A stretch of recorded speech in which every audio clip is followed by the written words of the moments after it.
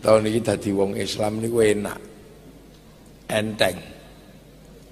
Sebab wonten Isra Mi'raj. Kira-kira nek mboten enten Isra Mi'raj ngono, wong zaman akhir niku bingung mensikapi keadaan sing tumplek-plek kaya ngene iki. Dadi nek mboten enten Isra Mi'raj ngono, wong Islam itu kayaknya susah mengambil sikap di kehidupan yang sudah jadi satu seperti ini. Niki lak donya niki wis dadi siji. Dunia udah jadi satu. Wis ora iso pisah antar umat beragama, antar suku, antar bangsa. Ini bersatu jadi satu, saling mengisi. Untung ada Isra Mi'raj. Jadi Isra Mi'raj itu menjadi guidance masa depan umat manusia ketika dadi siji. Wis dadi kaya ndok diublek ngene iki. Kira-kira sampean gak bingung ta? Nek misale terus sembahyang, sholat nih, tapi sing gakno peci ki wong Cina, kira-kira sampean gak bingung? Lho, nggih ta? Makanya banyak yang bingung. Wong Islam membangun ekonomi, tapi bange Yahudi. Makanya akhirnya banyak yang bingung terus mengatakan bank itu haram. Sampean beragama, bernegara, tapi ternyata sistemnya demokrasi itu munculnya dari Barat. Makanya banyak yang menganggap bahwa demokrasi itu produk kafir dan akhirnya mutung. Terus negara ini ruwet. Nah, kita pergi haji, betapa kita membayangkan tentang tanah suci. Tapi begitu arep berangkat nih, sing nyiapno pesawatnya wong Yahudi. Itu kalau ndak ada Isra Mi'raj kita pasti pusing gitu. Jadi pelajaran terbesar dari Isra Mi'raj itu adalah membuat kita nyaman beragama, tapi sampai di titik dunia di mana semua ketemu jadi satu. Ku nek ra ono Isra Mi'raj ora judeg ya. Kalau dulu enak, nggak ada pelajaran Isra Mi'raj juga nggak apa-apa, wong orang itu terpisah dengan kehidupan sesuai dengan sukunya masing-masing, agamanya masing-masing, bangsanya masing-masing. Kalau dulu enak, jadi iso ngopo-ngopo podo Islame, hidup sesama Islamnya. Lah sekarang ketika di zaman seperti ini tumplek-plek kayak ndok dicampur tepung goreng jadi siji kayak begini. Coba tuh sampean Banser, tapi sing nggak tulisan ini mesin bordire Cina, mereknya Butterfly.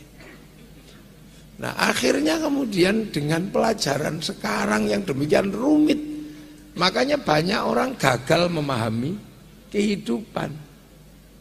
Karena mungkin nggak belajar dari Isra Mi'raj, dia nggak belajar. Saya kalau melihat Isra Mi'raj ini adalah gambaran masa depan manusia.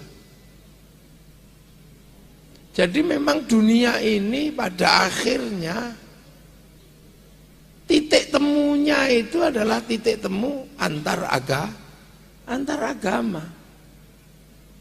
Panjenengan seneng boten seneng, suka tidak suka. Yang membuat Eropa bangkit itu juga agama. Agama yang dibawa oleh orang Yahudi dan orang Nasrani.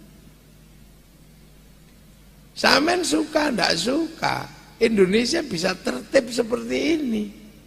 Ini juga karena agama yang kebetulan mayoritas berawal dari agama Islam yang dibawa oleh Rasulullah dan para ulama akhirnya ke Indonesia. Jadi seneng boten seneng, suka nggak suka, bahwa ini terjadi dunia ini karena Allah menyatakan alladzi barokna haulahu.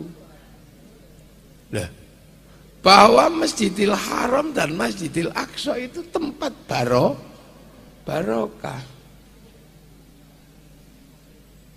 Nah, sementara dunia itu problemnya sekarang yaitu bahwa dunia dan isinya sekarang ini digerakkan oleh apa yang pernah dikerjakan oleh manusia super yang namanya Ibrahim.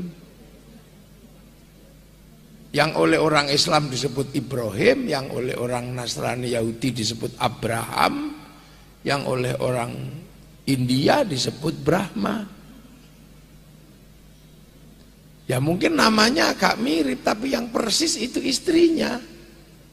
Kalau disebut Ibrahim itu istrinya Sarah, kalau disebut Abraham itu Sarah, kalau disebut Brahma itu Saraswati. Lho nggih. Niki mumpung kula ngaji teng pendopo. Jadi tak sampaikan sesuatu yang agak berat yang harus dicerna. Di Ibrahim, Abraham, Brahma, Sarah, Saraswati, Sarah juga, gitu. Dan tinggalannya Nabi Ibrahim sama sistem peribadatan Brahma itu mirip, sama-sama batu, Ka'bah, watu, candi, watu. Kalau berputar ke kiri, yang satu pakai kain putih, yang satu pakai kain kuning. Selesai beribadah, satu digundul, satu takhallul. Ayo sampean. Loh ini kita mesti terbuka ya, jernih ya. Ini ngaji rada serius iki kok pendopo soalnya. Pendopo Sunan Kudus mulai kan ya. Lagi.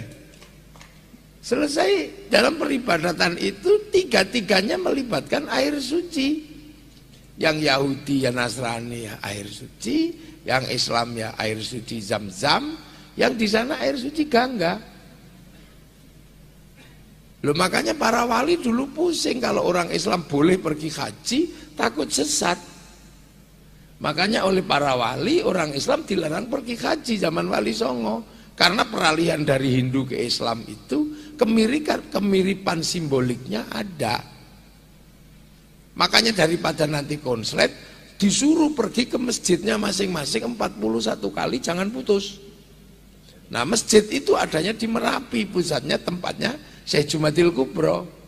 Makanya orang kalau pergi haji ke Gunung Merapi untuk menempuh 41 kali sholat Jumat tanpa putus agar dapat pahalanya ibadah haji. Nah itulah maka kadang orang yang mengatakan orang Jawa pergi haji kok Gunung Merapi dulu. Nah yang di Sulawesi kemuridnya Sunan Ampel namanya Datuk Ribandang.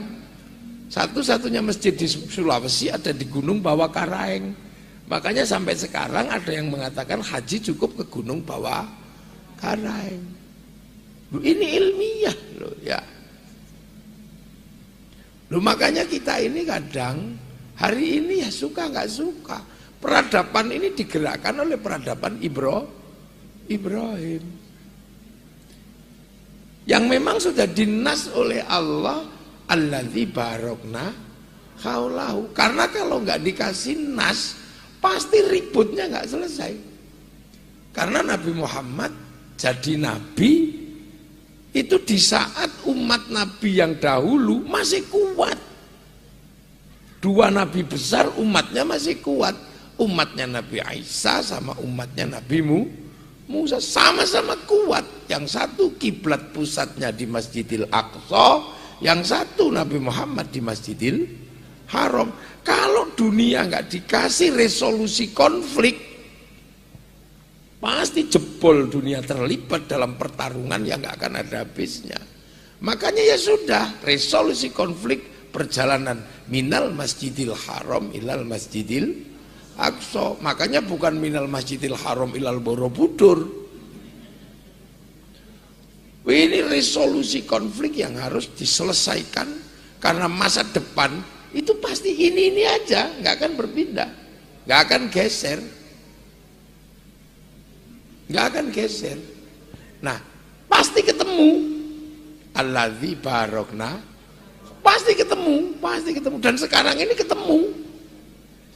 Makanya yang antar Masjidil Haram, Masjidil Aqsa, lakum dinukum waliyadin, ya sudah, agamamu agamamu, agamaku agamaku, lana a'maluna walakum a'malukum. Tapi alladzi barokna haulahu tumplek-plek jadi satu. Makanya sampean boleh berhubungan dengan siapapun, yang tidak boleh cuma satu. Wala antum abiduna ma a'bud wala ana abidum ma abadtum. Itu kan, maka kuncinya jadinya sholat. Ya itu aja yang akhirnya membedakan manusia. Peradabannya jadi satu. Kiai ngajarin sholat. Sholat tetap kiblatnya ke Masjidil Haram. Tapi sarana prasarananya gotong royong. Yang bikin sarung Cina, yang bikin mukena Cina, dijahit oleh orang Kudus. Mesin jahitnya butterfly dari Cina. Gotong royong yang lain. Ya, sholat itu wudhu itu pakai air. Begitu berbicara air, gotong royong. Begitu urusan kran, pipa sama sanyunya, Mas Pion. Lu gotong royong. Lu kalau dulu masih bisa pakai padasan. Tahu padasannya, pring. Masih bisa. Ini pengajian, tapi mic-nya gotong royong ini. Kalau kembali pakai labu waluh sing dawa nih kaya, weh, ora mungkin toh. Lu ini gotong royong. Digotong diroyong dari alladzi barokna haulahu. Lu Masjidil Aqsa itu punya produk nabi besar, Nabi Musa, Nabi Isa. Dan ada nabi yang hari ini penguasa dunia dalam teknologi, yaitu Nabi Dawud dengan kitab Zabur yang menguasai ilmu logam. Nah, karena itu nabinya orang Yahudi, maka seluruh teknologi logam sekarang yang menguasai ya orang Yahudi. Ini logam, handphone itu logam pakai chip. Nah, jadi kalau sekarang teknologi logam itu dikuasai oleh orang Yahudi, ya pantas. Karena Nabi Dawud yang dipegang Taurat, ini semuanya tentang logam. Satu-satunya Nabi yang bisa ngambil logam dari dalam tanah tanpa alat pemintal, ya Nabi Dawud. Cek-lecek di belum jadi kelambi. Loh, ini eranya. Tapi itu semua berasal dari Ibrahim. Dan Nabi Ibrahim pertama kuncinya dipegang oleh orang Islam. Karena ketika Nabi Ibrahim, Rabbana ini askantu min dzurriyyati biwadin ghairi dzi zar'in 'inda baitikal muharram Rabbana liyuqimus sholata faj'al afidatan minan nasi tahwi ilaihim warzuqhum minas tsamarati la'allahum yashkurun. Titiknya ada pada makom Ibrahim, dan itu dimiliki oleh umat Islam. Ketika menemukan awwala baiti wudi'a lin-nasi lalladzi bi Bakkata mubarakah, dimiliki oleh orang Islam. Tapi pergeseran berikutnya dimiliki oleh orang Yahudi Nasrani, karena terus punya anak namanya Ishak punya anak namanya Yakub atau Israel, punya anak 12 namanya Bani Israel. Dan di situ semua yang mengembangkan perubahan dunia. Kan kan ini kita tidak enak gitu kan, jadi nggak enak kita terus. Loh ya berarti, loh kene iki duwe simbol yang pertama. Yang artinya bahwa kebangkitan terakhir nanti itu kaum muslimin. Tapi sekarang ini masih eranya logam, eranya David, eranya Daud. Maka jangan salah kalau ini eranya era Zabur dan Taurat. Tapi titik-titik terbesarnya Nabi Ibrahim ada di Makkah. Jadi simbol dunianya milik Makkah. Sampai titik temu manusia pertama Nabi Adam dan Hawa juga di Makkah, namanya Jabal Rahmah. Nah, ketika kembali ke titik ini kapan? Ya mungkin kita tidak menemukan, tidak sampai di titik itu. Karena begitu kembali ke titik itu terus kiamat. Makanya masih lama kiamat itu. Gak usah dipikir serius-serius gitu lah. Gak usah dipikir tentang khilafah alamin haji nubuwah, akhirnya keliru tadi khilafah takhririyah.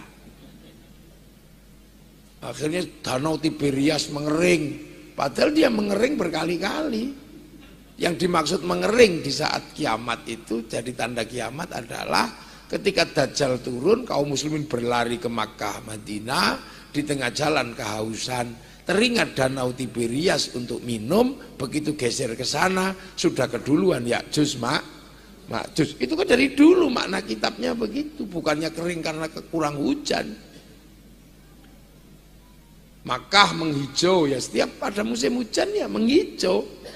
Tapi yang dimaksud Nabi itu bukan menghijau yang temporer kayak gitu terus. Bulan Januari awal dan Desember akhir saya di Mekah. Hujan 24 jam selama 2 minggu, hijau semua gunung-gunung di Makkah. Akhir Januari tanggal 21 sampai tanggal 4 Februari saya di Mekah, kering semua lagi sudah. Akhirnya gagal lagi ramalan kiamat itu. Termasuk tanggal 15 bulan Ramadan hari Jumat, asteroid nabrak bumi. Kan gitu. Ternyata sampai hari Sabtu nggak jadi. Padahal sudah jual kebun, jual tanah, dipasrahkan hari kiamat panitianya. Nah, kita akhirnya dikomplain. Memang kiai itu nggak peduli sama kiamat. Bukannya kita nggak peduli, kita yakin wong itu rukun iman. Tapi jangan terlalu sering dibahas kiamat itu, ngapain bahas serius-serius. Wong kiamat itu bareng-bareng. Bukan kayak listrik mati giliran itu enggak. Karena bareng-bareng aja lah, ngapain dibahas serius-serius. Loh. Ini loh, di titik ini kita ketemu. Jadi ini dunia terus ketemu semua. Loh, saya ngaji itu di syuting. Loh, enggak apa-apa, terusin biar rekamannya ada. Saya ngaji di syuting, nah itu. Terus kemudian nanti dikirim lewat WhatsApp.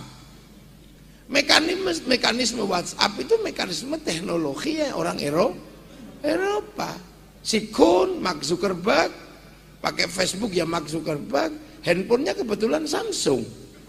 Yang bikin orang Korea. Jadi tumplek-blek hari ini. Ini yang terbangan kan keren tuh, terbangan. Tapi kayunya bisa dari Kudus, kulitnya dari Kudus, tapi paku pinesnya itu produksi Cina. Jadi akhirnya memang ada slogan itu, Tuhan menciptakan dunia dan seisinya selama 6 hari, habis itu made in China, kan ada yang begitu. Ya ini dunia ketemu, kita suka nggak suka. Bahwa nas yang namanya alladzi barokna haulau, dua-duanya barokah, geser. Bangkit sana, ada renaisan. Di sini ada kebangkitan, sama. Itu kan. Pak Bupati, asisten, ngaji, gaya Islam, semuanya komplit. Tapi jam tangannya ya Eropa. Loh, ini suka nggak? Ini seneng nggak? Seneng. Ini saya ngaji ini kan. Pisang mulinya Jawa, anggur merahnya Amerika, jeruk merahnya Santang, berarti Cina kan? Ini lah air sudah ada semenjak dunia ada kan, tapi bungkusnya ini aqua. perusahaan Perancis. Ini Danone namanya. Loh, itu ya mau ngomong apa? Nah ini dunia ketemu. Untung demarkasinya udah jelas bahwa kita ke Masjidil Aqsa atau ke Masjidil Haram itu adalah ada kiblat di situ dan kita udah menyelesaikannya. Di sini kita mau ngapain pun terserah, yang penting fawalli wajhaka syatrul Masjidil Haram. Nah, makanya Rasulullah ketika naik itu akhirnya ditunjukkan gambar masa depan. Tapi seluruh gambar masa depan itu ada ininya, harddisknya, ada pusat datanya. Dan Rasulullah ditunjukin ke situ, ini loh pusat data dunia, namanya Lauhil Mahfud. Yang dalam keyakinan Yahudi Nasrani disebut Tabut Sulaiman, dalam keyakinan orang Yunani disebut kotak Pandora, dalam keyakinan orang Jepang disebut kantong Doraemon, kan pusat ada ini. Nah, Rasulullah ditunjukin ini nih. Kamu bisa akses ini karena apa? Seluruh manusia di dunia diregister di situ. Alastu birabbikum qalu bala syahidna. Jadi diregister. Manusia turun di situ tuh nanti kasih paketan. Paket nyawanya sekian, paket rezekinya sekian. Kalau paketannya habis ya kick, mati. La yastakhiruna sa'ata wa la yastaqdimun, kick, mati. Nah, teknologi itulah yang sekarang diduplikasi. Mereka bayangkan tentang kotak segala tahu yang ada di langit diduplikasi lewat menaikkan sebuah kotak naik lewat namanya satelit, dan dunia sekarang diatur oleh sistem satelit ini, gitu, skybox ini, kotak langit ini. Jadi ditentukan oleh kotak langit. Sampai bisa siaran langsung karena terhubung dengan kotak lah. Nah, kita satelit itu. Kalau nggak terhubung dengan provider yang menghubungkan dengan satelit, sampai nggak bisa ngerekam siaran langsung, nggak bisa. Pak asisten nggak perlu pusing, anaknya sekolah di Amerika apa di mana, begitu bilang Pak butuh uang, gitu sudah, 10 juta angka, sampai tidur ngantuk-ngantuk ini Gojek, ini satelit, iseng-iseng terus hidung kita dipoto, gitu, kirim. Yang dulu itu nggak ada manual kan, manusia, pengen ketemu ya datang. Kalau kangen kedungan sarung, gerimis-gerimis masuk kebun jagung mencari kekasihnya. Wah itu, ya gitu dulu. Sekarang semua dikendalikan. Saat kita tidur gini, iseng aja mau lihat mana, tinggal pegang handphone, cari gini, mau lihat Amerika, ketik, keluar Amerika. Yang laki-laki kalau mau membedakan bokong Kudus sama bokong India ya tinggal ketik aja bokong India, oh beda itu di sini tinggal kabel, itu satelit yang kerja, kotak langit itu yang kerja, kotak semua yang kerja di situ. Tiba-tiba gitu kotak langit, sampean males gitu masak soto kerbau, cari Bu Kerbo ini yang ahli masak, nggak perlu, cukup di sini aja tutorial soto kebo itu ya keluar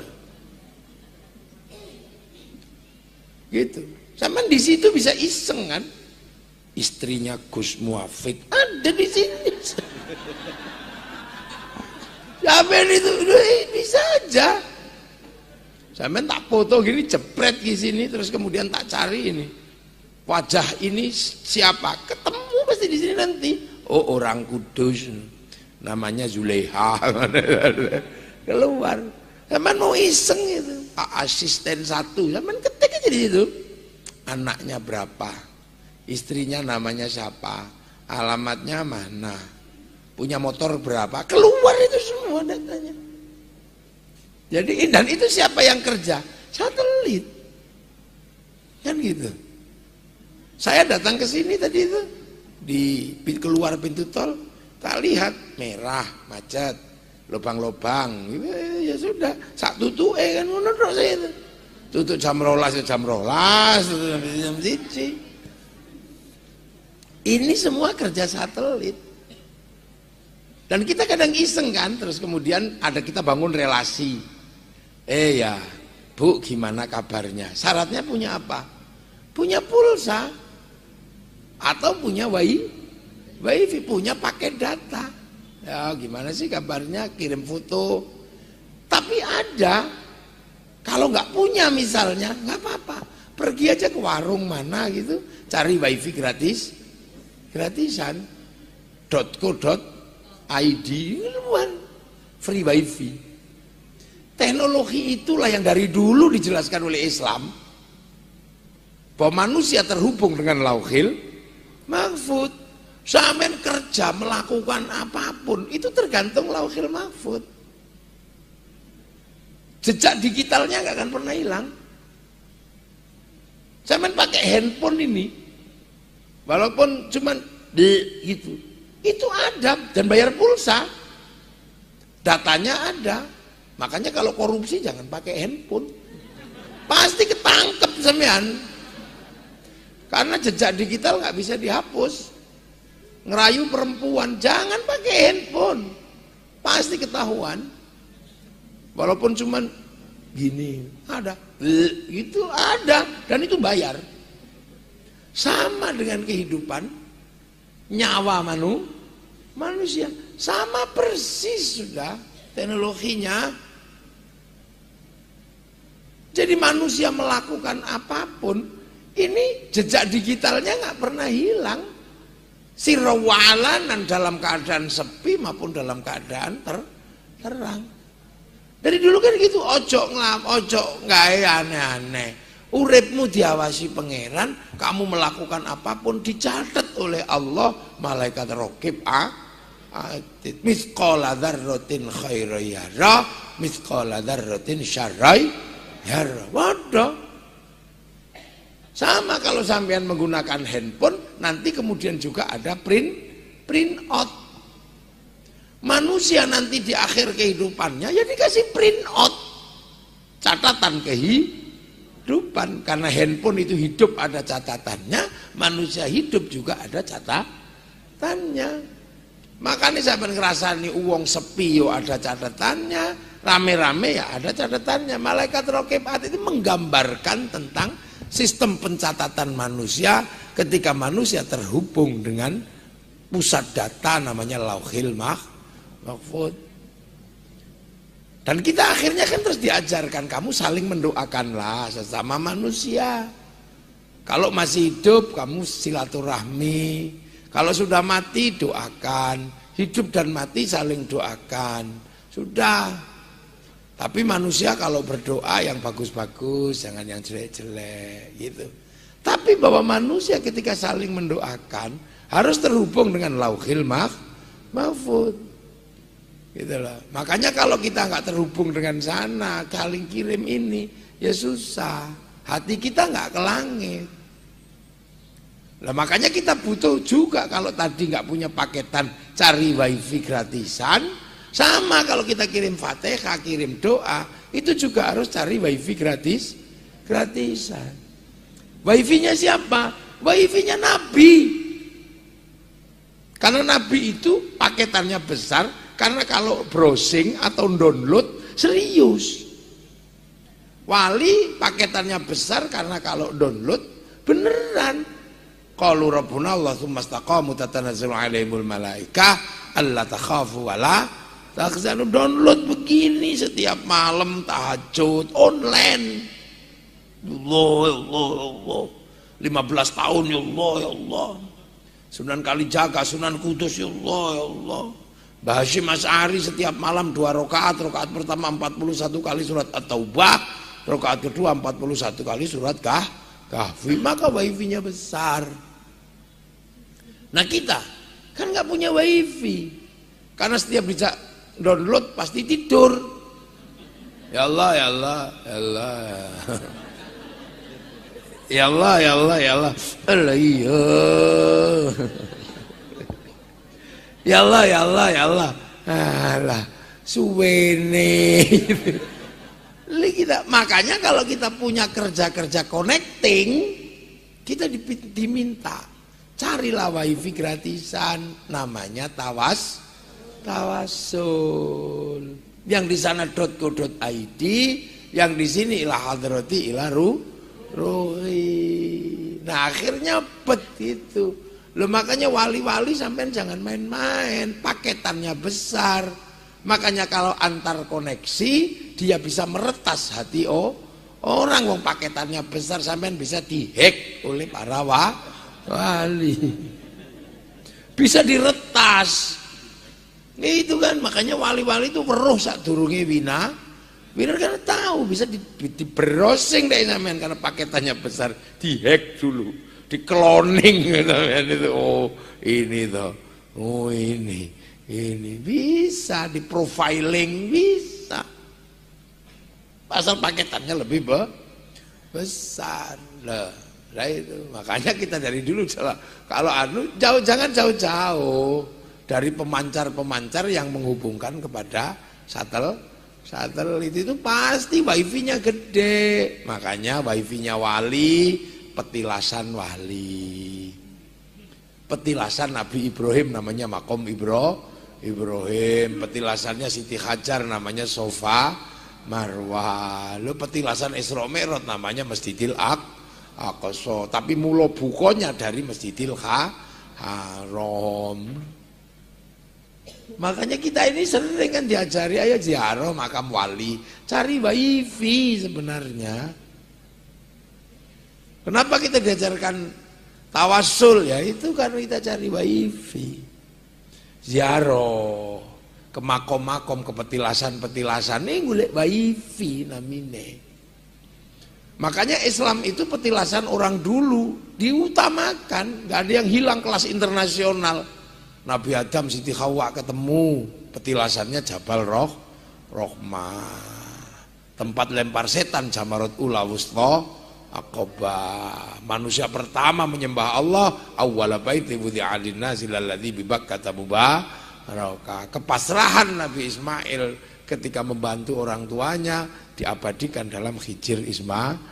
Gitu. Tapi karena yang punya wifi yang menunjukkan itu semua adalah Nabi Muhammad, maka walaupun tidak ada syarat rukun haji itu di Madinah, karena Rasulullah menjadi antara kita dan Nabi sebelumnya, maka Rasulullah harus ziarahi. Allahumma sholli ala sayyidina Muhammad wa ala alihi kama shallaita ala sayyidina Ibrahim.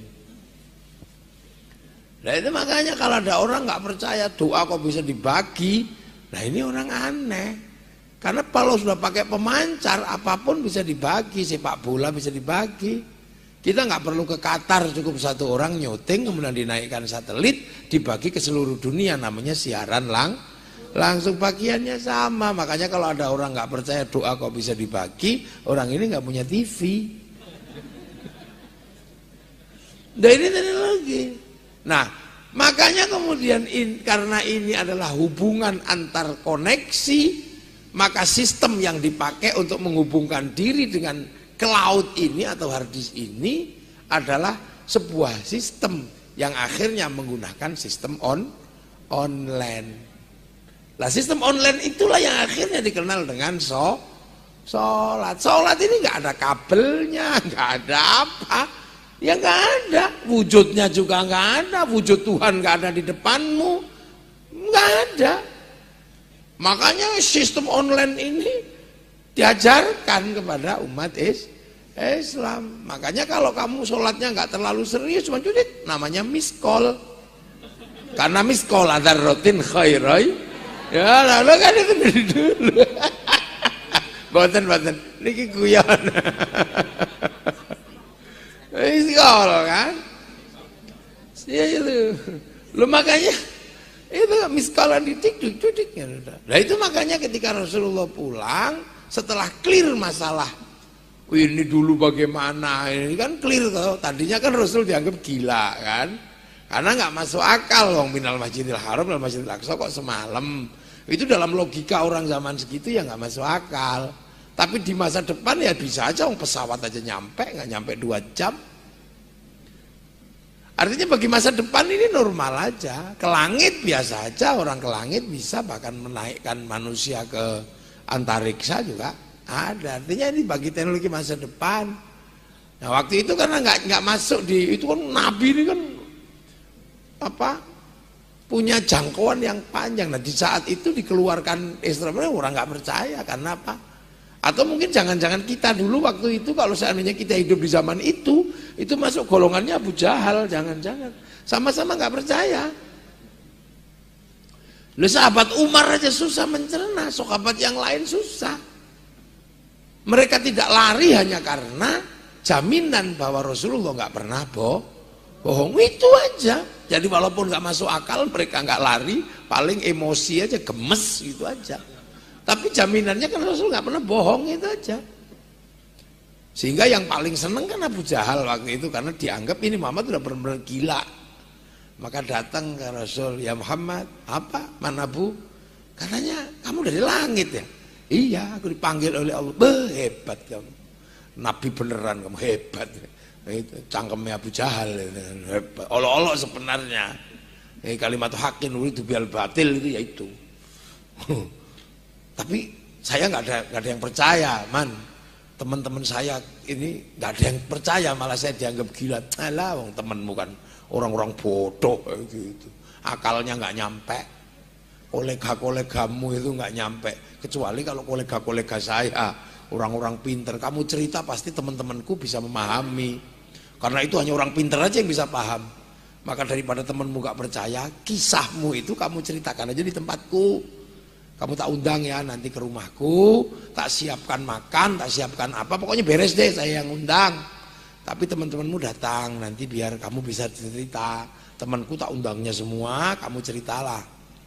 Itu akhirnya halumi kumpul-kumpul, semua dikumpulin sama Abu Jahal. Di rumahnya Abu Jahal kasih makan, kasih apa. Rasulullah disuruh datang pidato jelaskan Isra Mi'raj. Jadi kalau sampean ingin tahu ketua panitia peringatan Isra Mi'raj pertama, ya Abu Jahal itu.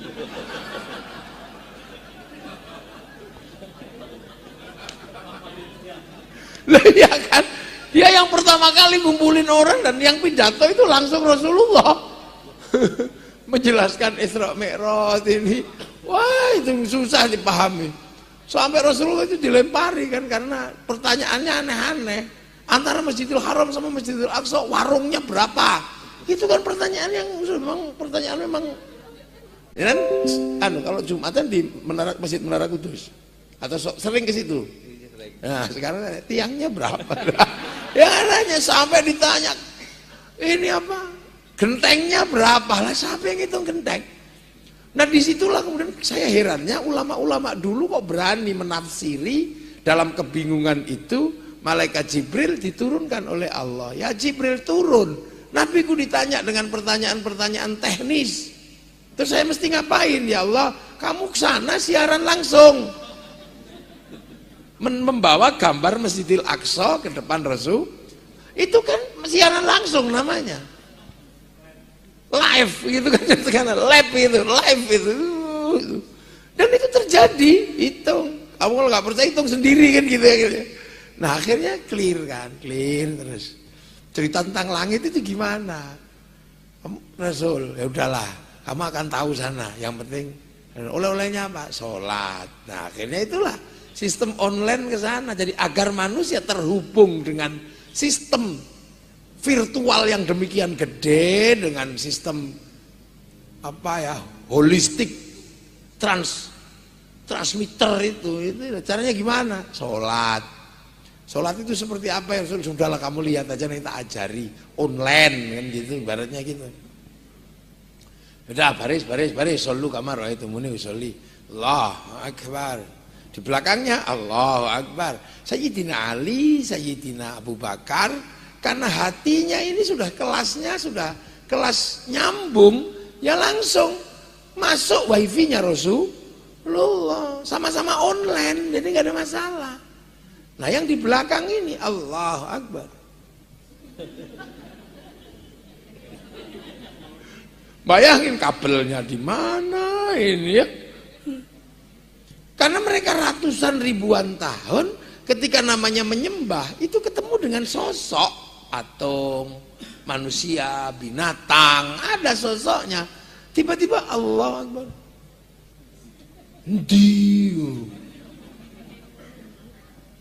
Ya waktu itu diajari malam, oh ini malam, jadi nggak kelihatan Kang, tunggu aja kapan lagi ya Rasul, nanti Isya, oh semangat Allah. Oh, ini 3 nggak kelihatan, 4 nggak kelihatan juga, mau nggak kelihatan, oh, mungkin karena malam kan gitu. Ini proses sekolah zaman Rasul. Habis itu kapan lagi besok fajar ya. Begitu berapa 2 kali. Wah ini mungkin karena agak siang, 2 cukup lah pasti udah kelihatan kan. Nggak kelihatan juga. Kapan lagi ya Rasul? Nanti duhur. Berapa? 4 tuh. 4 siang pasti kelihatan. Nggak kelihatan lagi. Lama-lama yang di belakang kan mulai capek. Mulai malas, ini apa ini? Nah, susah. Akhirnya Rasul nanya, kenapa sih kalian ribut aja di belakang? Susah ya Rasul. Kenapa? Tuhannya nggak kelihatan gitu. Sudah gini-gini, begitu melek, nggak lihat Allah, malah lihat rukuh bolong, gitu, sarung bolong, nggak apa-apa. Tapi kamu jangan lupa fa innahu yara, bahwa kamu sedang dilihat Allah, maka Allahu Akbar, lihat sarung bolong nggak apa-apa. Tapi jangan lupa Allah sedang melihatmu, maka kamu tidak boleh nyunyuk, tidak boleh itu, batal gitu loh. Jadi enak. Allahu Akbar. Ngerti lagi, ding bakso. Boleh sampean dengerin bakso, dengerin apa, tapi jangan lupa Allah sedang melihatmu, mengawasimu. Jangan lupa, jangan kok terus 2 mangkok Pak, ngono yo ojo. Kali mangkok nggih, ngono ora oleh. Jadi akhirnya yang bodoh-bodoh akhirnya bisa sholat karena apa? Sederhana, yang penting merasa dilihat Allah. Itu akhirnya nyaman. Oh bisa ya Rasul kalau cuma gitu aja beres. Akhirnya karena merasa dilihat Allah tertib. Orang sholat ini tenang. Setelah tenang karena merasa diawasi, nanya, ya Rasul, Allah melihat kita sholat itu dari sudut mana? Dari sebelah situ apa situ? Biar saya lebih tenang ada kesananya. Oh ndak.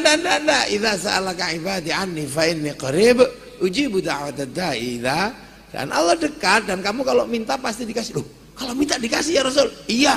Ya sudah aku tak minta aja katanya. Akhirnya Rasul Allahu Akbar. Ya Allah, minta ini, minta itu. Loh akhirnya secara tauhid sudah naik ke kelas 2. Sudah tidak minta kepada asnam atau patung atau berhala, sudah minta kepada Allah. Nah karena bawa proposal, ya tertib.